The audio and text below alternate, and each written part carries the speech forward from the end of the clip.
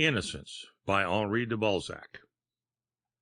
By the double crest of my fowl, and by the rose lining my sweetheart's slipper, by all the horns of well-beloved cuckolds, and by the virtue of their blessed wives, the finest work of man is neither poetry, nor painted pictures, nor music, nor castles, nor statues, be they carved never so well, nor rowing, nor sailing galleys, but children.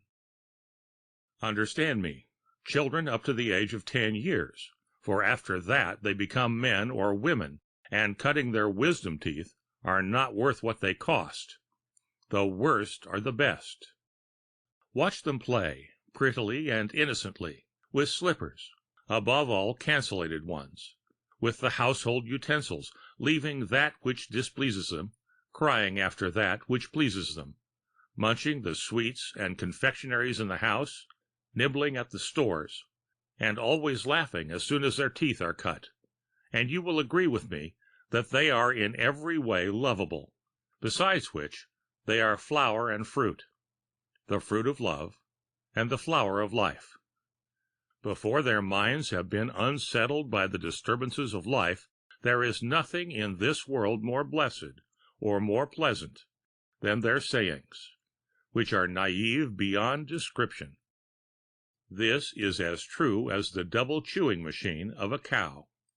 Do not expect a man to be innocent after the manner of children, because there is an, I know not what, ingredient of reason in the naivete of man, while the naivete of children is candid, immaculate, and has all the finesse of the mother, which is plainly proven in this tale. Queen Catherine was at the time Dauphine, and to make herself welcome to the king, her father-in-law, who at the time was very ill indeed, presented him from time to time with Italian pictures, knowing that he liked them much, being a friend of Signor Raphael de Urban, of the Signors Primitas, and of Leonardo da Vinci, to whom he sent large sums of money.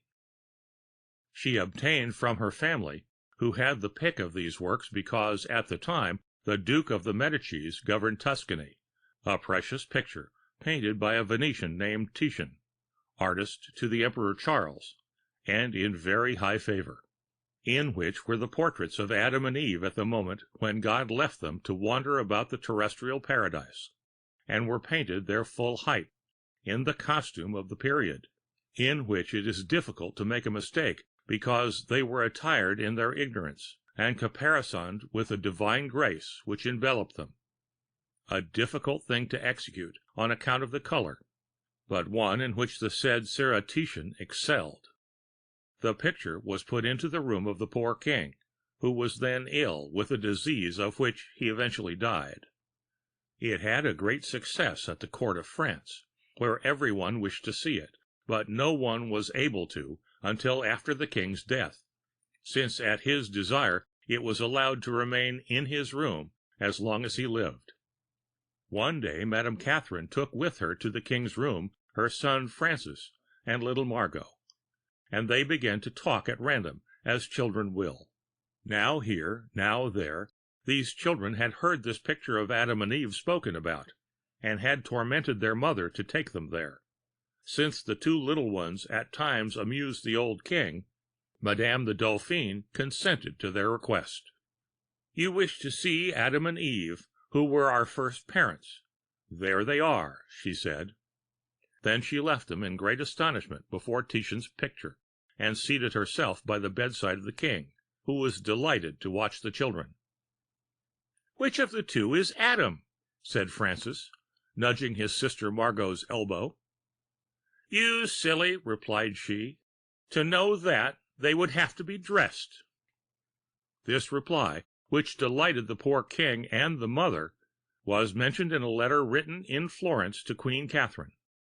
No writer having brought it to light, it will remain, like a sweet flower, in a corner of these tales, although it is no way droll, and there is no other moral to be drawn from it except that to hear these pretty speeches of infancy one must beget the children.